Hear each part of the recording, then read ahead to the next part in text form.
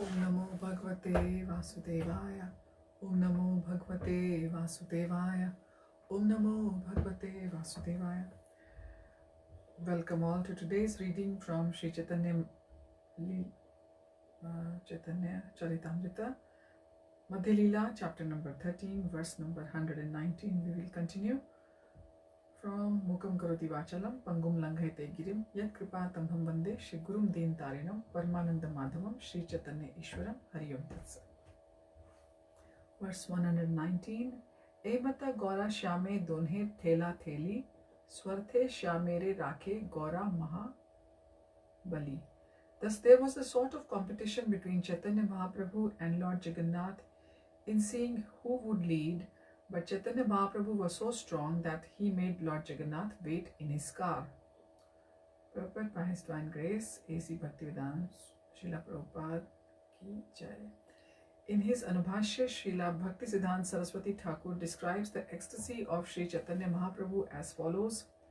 After giving up the company of the gopis in Vrindavan, Sri Krishna, the son of Maharaj Nanda, engaged in his pastimes at Dwarka.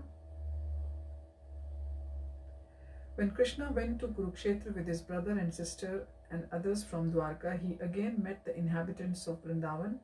Sri Chaitanya Mahaprabhu is Radha Bhav Diti Suvalita, that is Krishna himself assuming the part of Srimati Radharani in order to understand Krishna. Lord Jagannath Dev is Krishna and Sri Krishna Chaitanya Mahaprabhu is Srimati Radharani. Chaitanya Mahaprabhu's leading Lord Jagannath toward the Gundicha temple correspond to Srimati Radharani's leading Krishna toward Vrindavan. Shri Kshetra Jagannath Puri was taken as the kingdom of Dwarka, the place where Krishna enjoys supreme opulence, but he was being led by Sri Chaitanya Mahaprabhu to Vrindavan, the simple village where all the inhabitants are filled with ecstatic love for Krishna. Shri Kshetra is a place of Aishwarya Lila, just as Vrindavan is the place of Madhurya Lila. Sri Chaitanya Mahaprabhu's following at the rear of the Rath indicated that Lord Jagannath, Krishna was forgetting the inhabitants of Vrindavan. Although Krishna neglected the inhabitants of Vrindavan, he could not forget them. Thus, in his opulent Ratha-yātrā, he was returning to Vrindavan in the role of Srimati Radharani. Sri Chaitanya Mahaprabhu was examining whether the Lord still remembered the inhabitants of Vrindavan when Chaitanya Mahaprabhu fell behind the Rath car. Jagannath Dev Krishna himself understood the mind of Srimati Radharani. Therefore, Jagannath sometimes fell behind the dancing Sri Chaitanya Mahaprabhu to indicate to Srimati Radharani that he had not forgotten. Thus, Lord Jagannath would stop the forward march of the Ratha and wait at a standstill. In this way, Lord Jagannath agreed that without the ecstasy of Srimati Radharani, he could not feel satisfied. While Jagannath was thus waiting, Gaura Sundar Chaitanya Mahaprabhu, in his ecstasy of Srimati Radharani, immediately came forward to Krishna. At such times, Lord Jagannath would proceed ahead very slowly. These competitive exchanges were all part of the love affair between Krishna and Srimati Radharani. In that competition between Lord Chaitanya's ecstasy for Jagannath and Jagannath's ecstasy for Srimati Radharani, Chaitanya Mahaprabhu emerged successfully. Verse number 120. Nachite nachite prabhura haila bhavantar hasta tuli shloka pade kari uchay swara. While Sri Chaitanya Mahaprabhu was dancing, his ecstasy changed. Raising his two arms, he began to recite the following verse in a loud voice. Verse 121. Yeh kombar harah sa eva hi varasta eva chaitra kshapas te kon milita malati surabhagya prodah kadam banilaha स चैवास्मि तथापि तत्र सुरत व्यापार lila vidhau reva rodasi vetasi tarutale chetah samut kanthate. That very personality who stole away my heart during my youth is now again my master. These are the same moonlit nights of the month of Chaitra, the same fragrance of malati flowers is there, and the same sweet breezes are blowing from the Kadamba forest. In our intimate relationship, I am also the same lover, yet still my mind is not happy here. I am eager to go back to that place on the bank of the Reva, under the Vetasi tree. That is my desire. This verse appears in the Padyavali 386, verse number 22 sorry. ए श्लोक महाप्रभु पढ़े बार बार स्वरूप विना अर्थ केहा na jane ihar. This verse was recited by Sri Chaitanya Mahaprabhu again and again, but for Swarup Damodar no one could understand its meaning. Verse 123. E shlokartha purve kariyachi vyakhyan shlokera bhavartha kari sankshepe akhyan. I have already explained this verse, now I shall simply describe it in brief. You can see Madhya Lila chapter 1 verses 53, 77 and to 80 and 82 to 84 for this verse. This is what it says in the purport here. So moving on to verse number 124. Purve aiche Kurukshetra saba gopi gana Krishnera darshan pana anandita mana. Formerly, all the gopis of Vrindavan were very pleased when they met with Krishna in the holy place, Kurukshetra. Verse 125. Jagannath dekhi prabhura se bhav utila sai bhavavishta hena duya gao yaila.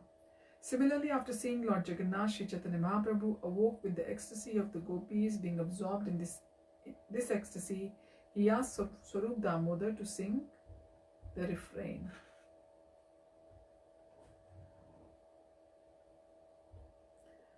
Verse 126. Avasheshe Radha Krishna kare nivedan, say to me, say ami, say nava sangama.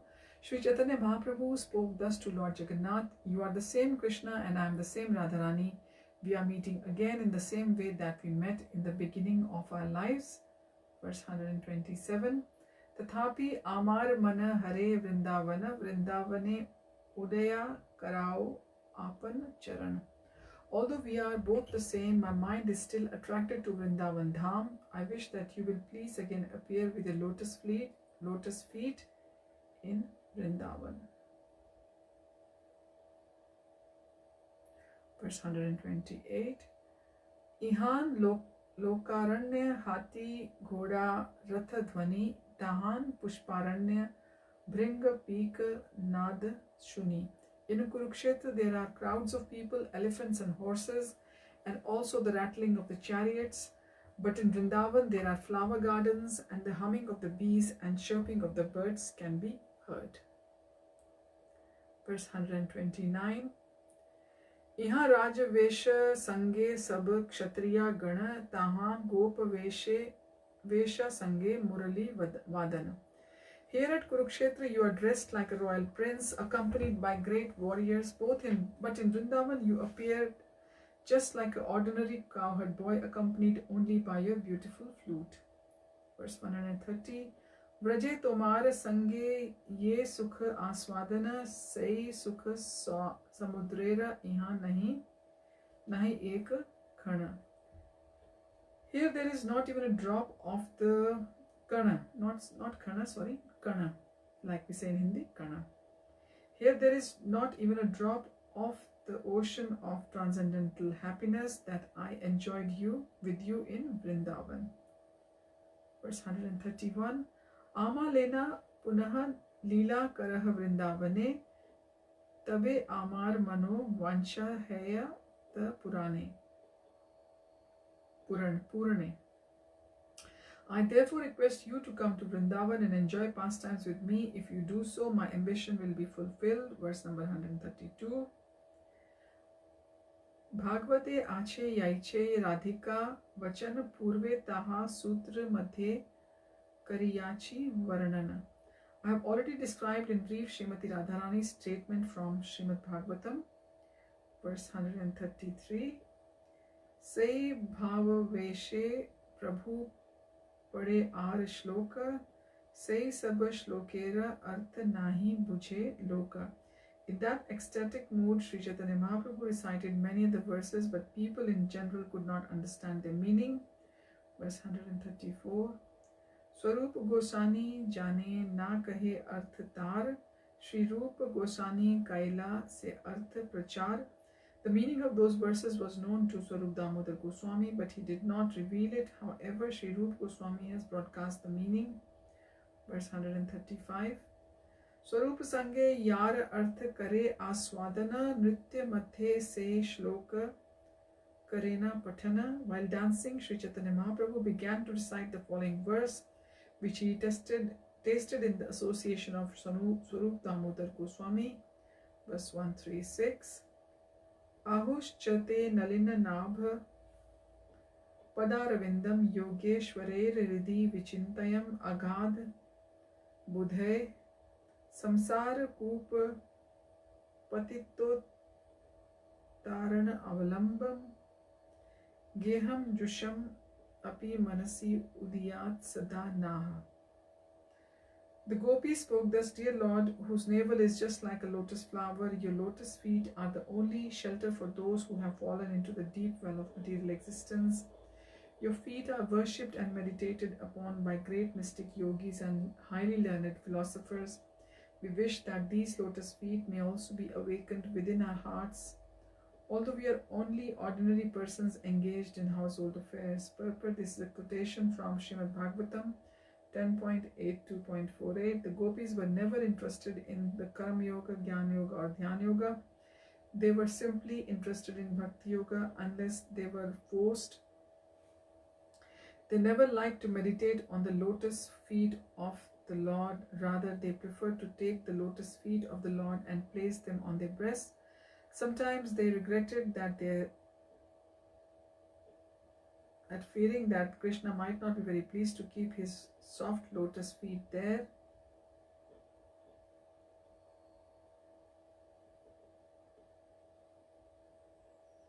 When those lotus feet were picked by the grains of sand in the Vrindavan pasturing ground, the gopis were pained and began to cry. The gopis wanted to keep Krishna at home always, but in this way their minds were absorbed in Krishna consciousness. Such pure Krishna consciousness can arise only in Vrindavan. Thus Sri Chaitanya Mahaprabhu began to explain his own mind, which was saturated in the ecstasy of the gopis. Verse 137. Anyera hridaya mana mora mana Vrindavan mane vane eka kari jani taham tomar padadvaya karah yadi uday tabe tomar purna kripa mani. Speaking in the mood of Srimati Radharani, Chaitanya Mahaprabhu said, for most people the mind and heart are one, but because my mind is never separated from Vrindavan, I consider my mind and Vrindavan to be one. My mind is already Vrindavan, and since you are like Vrindavan, will you please place your lotus feet there? I would deem that your full mercy. Purport: the mind's activities are thinking, feeling and willing, by which the mind accepts materially favorable things and rejects the unfavorable. This is the consciousness of people in general. But when mind does not accept and reject, but simply becomes fixed on the lotus feet of Krishna, then one's mind becomes as good as Vrindavan. Wherever Krishna is, there also is Srimati Radharani, the gopis, the cowherd boys and all other inhabitants of Vrindavan. Thus, as one fixes Krishna in his mind becomes identical with Vrindavan. In other words, when one's mind is completely free from all material desires and is engaged only in the service of Supreme Personality of Godhead, then one always lives in Vrindavan and nowhere else.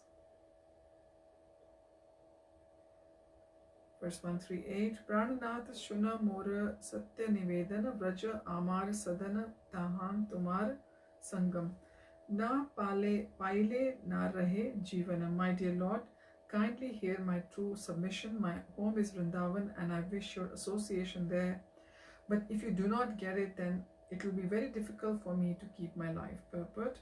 Only when the mind is free from designations one can desire the association of the Supreme Personality of Godhead. The mind must have some occupation. If a person is to be free of material things, his mind cannot be vacant.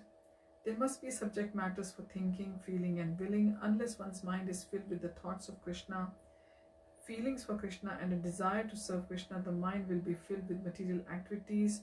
Those who have given up all the material activities and have ceased thinking of them should always retain the ambition to think of Krishna. Without Krishna, one cannot live, just as a person cannot live without some enjoyment for his mind. Verse number 139. Purve Uddhava Dware Ebe Sakshat Amare Yoga Gyane Kahila Upaye Tumi Vidgadha Kripamaye Janah Amar Hriday More Ache Kaite Na Yuyaye. My dear Krishna, formerly when you were staying in Mathura, you sent Uddhava to teach me speculative knowledge and mystic yoga. Now you yourself are speaking the same thing, but my mind doesn't accept it. There is no place in my mind for the Gyan Yoga or Dhyan Yoga. Although you know me very well, you are still instructing me in Gyan Yoga and Dhyan Yoga. It is not right for you to do so. Purport. The process of mystic yoga, the speculative method for searching out the Supreme Absolute Truth, does not appeal to one who is always absorbed in thoughts of Krishna. Well, the yoga's purpose is, like we've been told, to connect to Krishna. That's the highest purpose. The devotee is not at all interested in speculative activities. Instead of cultivating speculative knowledge or practicing mystic yoga, a devotee should worship the deity in the temple and continuously engage in the Lord's service. Temple deity worship is realized by the devotees to be the same as direct service to the Lord. The deity is known as the Archa Vigraha or Archa Avatar, an incarnation of the Supreme Lord in the form of material manifestation, brass, stone or wood. Ultimately, there is no difference between Krishna manifest in matter or Krishna manifest in spirit, because both are his energies. For Krishna, there is no distinction between matter and spirit. His manifestation in material form, therefore, is as good as his original form, Satchid Anand Vigraha. A devotee constantly engaged in deity worship according to the rules and regulations laid down in the Shastras and given by the spiritual master realizes gradually that he is in direct contact with the Supreme Personality of Godhead. Thus, he loses all interest in so-called meditation, yoga practice, and mental speculation. Verse 140. Chitta kadhi tuma haite vishaye chahi लगाइते यत्न करी नारी कड़ी बारे तारे ध्यान शिक्षा करा लोक हसाना मार स्थाना न कर विचारे. Chaitanya Mahaprabhu continued, I would like to withdraw my consciousness from you and engage in material activities. But even though I try, I cannot do so. I am naturally inclined to you only. Your instructions for me to meditate on you are therefore simply ludicrous. In this way, you are killing me. It is not very good for you to think of me as a candidate for your instructions.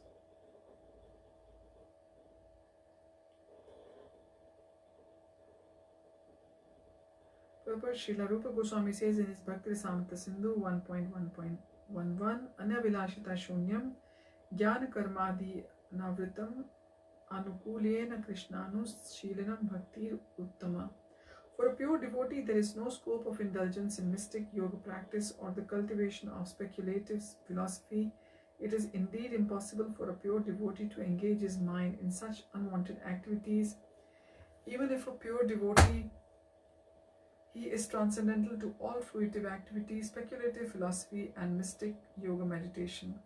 The gopis therefore express themselves as follows. Verse 141.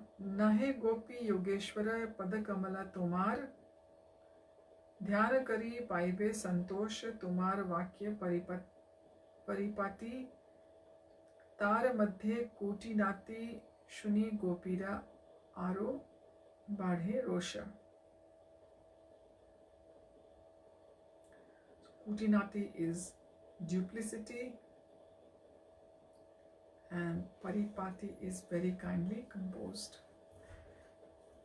The gopis are not like the mystic yogis. They will never be satisfied simply by meditating on a lotus feet and imitating the so-called yogis. Teaching the gopis about meditation is another kind of duplicity. When they are instructed to undergo mystic yoga practice, they are not at all satisfied. On the contrary, they become more and more angry with you. Purport. Srila Prabodhananda Saraswati has stated in Chaitanya Chandramrita 5, Kavalyam Narkayate Tridasha Pur Akash Pushpayate Durdantendriya Kal Sarpa Patali Protkhata Damshtrayate Vishwam Purna Sukhayate Vidhi Mahendradish Cha Kitayate Yat Karunya Kataksha Vaibhav Batam Tam Gauram Eva Stumaha. For a pure devotee who has realized Krishna consciousness through Sri Chaitanya Mahaprabhu, for the monistic philosophy by which one becomes one with the Supreme appears hellish. The mystic yoga practice by which the mind is controlled and the senses are subjugated also appears ludicrous to a pure devotee. The devotee's mind and senses are already engaged in the transcendental service of the Lord. In this way, the poisonous effects of sensory activities are removed. If one's mind is always engaged in the service of the Lord, there is no possibility that one will think, feel, or act materially. Similarly, the fruitive worker's attempt to attain to the heavenly planets is nothing more than the phantasmagoria for the devotee. After all, the heavenly planets are material, and in due course of time they will also be dissolved. Devotees do not care for such temporary things. They engage in transcendental devotional activities because they desire elevation to the spiritual world, where they can live eternally and peacefully and with full knowledge of Krishna. In Vrindavan, the gopis, cowherd boys, and even the cows, trees, and water are fully conscious of Krishna. They are never satisfied with anything but Krishna. Verse 142. Deha smriti nahi yar samsar koop kahan tar, taha haite na chahe udhar virah samudra jale, kam timingile gile gopi gane neha tar par.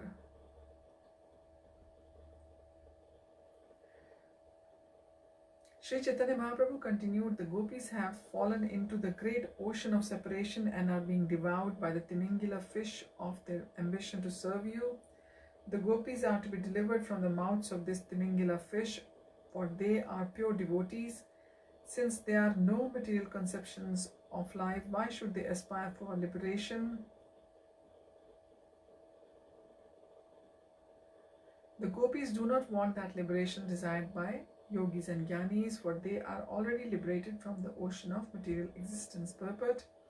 The bodily conception is created by the desire for material enjoyment. This is called Vipad Smriti, which is the opposite of real life. The living entity is eternally the servant of Krishna, but when he desires to enjoy the material world, he cannot progress in spiritual life.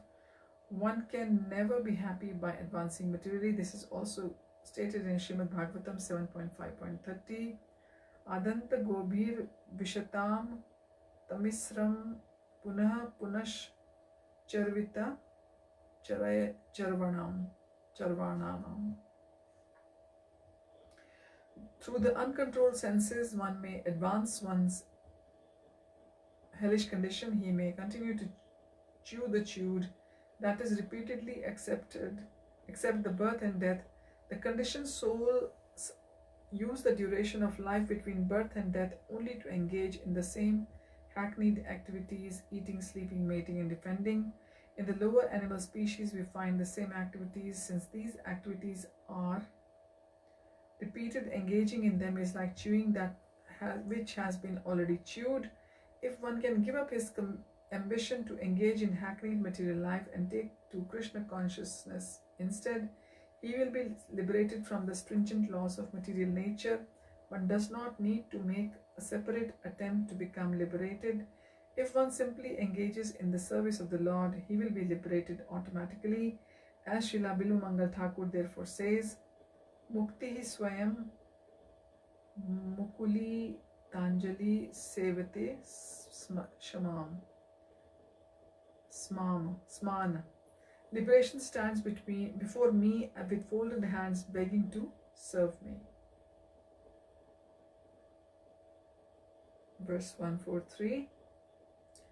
Vrindavana Govardhana Yamuna Pulina Vana Say Kunje Rasadika Lila Say Vrajera Vrajjana Mata Pita Bandhu Gana Bada Chitra Kemane Pashrila. It is amazing that you have forgotten the land of Vrindavan. And how is it that you have forgotten your father, mother, and friends? How have you forgotten Govardhan Hill, the bank of the Yamuna, and the forest where you enjoyed the Rasalila dance? Verse 144.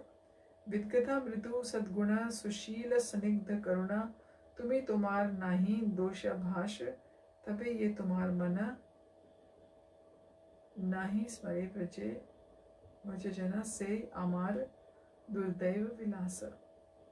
Krishna, you are certainly a refined gentleman with all good qualities. You are well behaved, soft hearted, and merciful. I know that there is not even a tinge of fault to be found in you, yet your mind does not even remember the inhabitants of Vrindavan. Thus, this is only my misfortune and nothing else. Verse 145.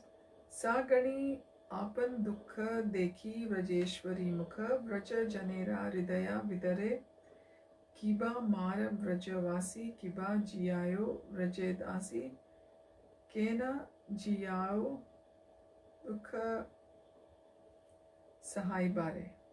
I do not care for my personal unhappiness, but when I see the morose face of Mother Yashoda and the hearts of the inhabitants of Vrindavan breaking because of you, I wonder whether you want to kill all of them, or do you want to enliven them by asking them here? Are you not simply keeping them alive in a state of suffering?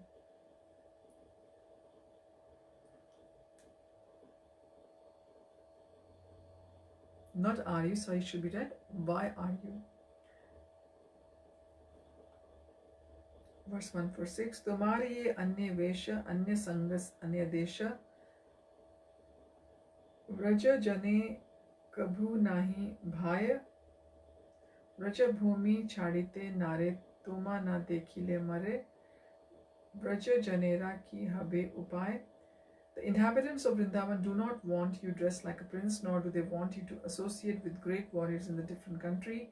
They cannot leave the land of Vrindavan, and without your presence we are all dying.